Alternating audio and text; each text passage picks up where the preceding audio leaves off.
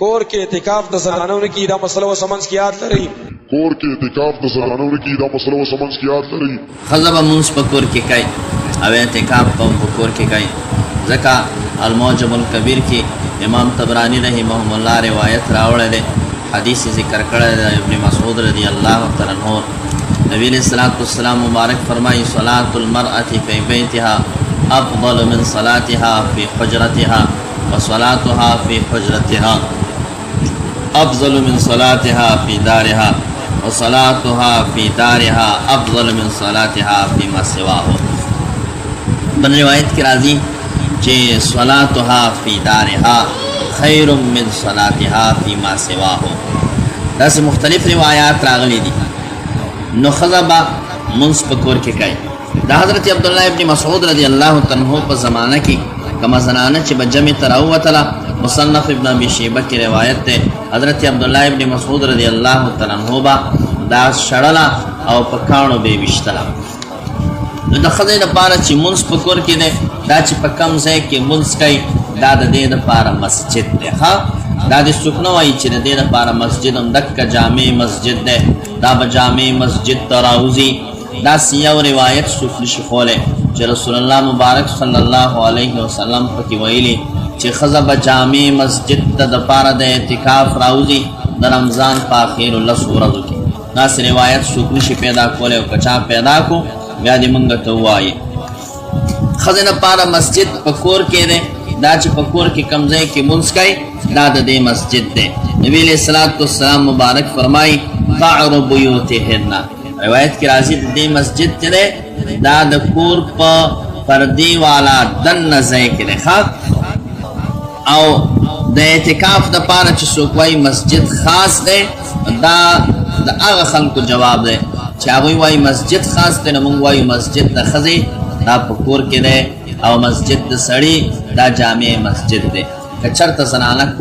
کور نه ته راوباسي اعتکاف دې راولي نو بیا به څه چل کوي دا ښځه به په پرده کې ناست دی دا به تلاوت کوي که د یو سړي خیال نه او دې پردې ته سر وردننه که او دې ښځې یې ولیده او دا ښځه یې ولیدله د دې ښځې اعتکاف مات دی که مات نه دی دا یوه مسله ده حدیث پکې پکار ده چې حدیث راته څوک وښایي حدیث کې راغلی دی چې یا اعتکاف مات دی او یا اعتکاف مات دی دویم نمبر تپوس دا دی چې د دې ښځې که د اودس ضرورت پیدا شي یا د غسل ضرورت پیدا شي دا به د جومات کې دا غسل او اودس کوي او که نه دا به کور ته ځي حدیث پکار دی بغیر د حدیث د څوک خبره نه کوي دریم نمبر که چېرته دا ښځه کینی اعتکاف ته دې سره به خاوند یا زوی یا ورور څوک به ورسره محرم کینی که نه به کینی ورسره نو دا خبره هم په حدیث کې پکار ده ځکه چې موږ ته خلک وایي تاسو د علماو خبرې منئ او تاسو حدیث نه منئ نو په خپله دې موږ ته دویم حدیث پیش کړي چې حدیث کې داسې راغلي پاتې شوه دا مسله چې څوک وایي قرآن کریم کې راغلی دي وانتم عاکفون فی المساجد نو تاسو په مسجدونو کې کښېنئ دلته د ښځې ذکر نشته داسې نه دي راغلي چې ښځې او سړي به ټول کښېني په مسجد کې داسې صریح الفاظ نشته تعویلات او د نورو خلکو ترجمو او تفسیرونو ته ضرورت نشته صریح الفاظ چې نشته بس تعویلات مونږ سره نه منئ مونږ هم د سره نه منو دویم نمبر بیا داسې وایي چې بیا خو به سبا ووایي چې دا بیت الله شریف کې ښځې او سړي ګډ وډ ګرځېږي نو ښځه دې په کور کې طواف کوي نو اعتکاف دې په طواف باندې نشي قیاس کولی ځکه په قیاس باندې مونږ ته ګمراه وایئ نو تاسو ولې قیاسونه کوئ قیاس مه کوئ قیاس نه تیر شئ صحیح خبره وکئ داسې یو روایت وښیئ چې په هغه روایت کې راغلي نبي علیه الصلاة والسلام مبارک فرمایلي ښځه به په جامع مسجد کې اعتکاف کوي محرم به ورسره ناست دي که ناست به نه د دې اعتکاف په جومات کې د غیر محرم په لیدلو باندې یا د دې په لیدلو یا د هغه په لیدلو ماتېږي به او که نه به ماتېږي داسې روایت وښایئ الله نه ویرېږئ خلکو کې فتنې مه پیدا کوئ دا د ښځو راوتل دا یوه لویه فتنه ده دا یو لوی فساد دی او بیا دا چې ته ورته وایې چې نه دی کوي اعتکاف نو ګوره خلک د عبادت نه هم مه بندوئ د کم عبادت چې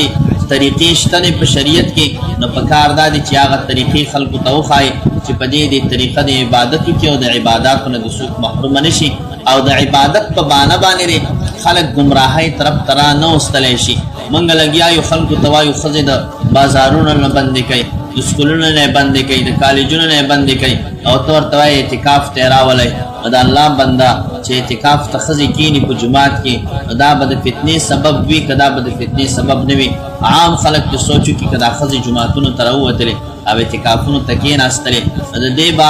نتیجه څه راوځي؟ دا به دا نتیجه ورکړي چې خلک به دې باندې خوشحاله شي؟ نه، خلک به په دې باندې خفه شي خو چې څوک صحیح مسلمانان وي. واخر دعوانا ان الحمد لله رب العالمین.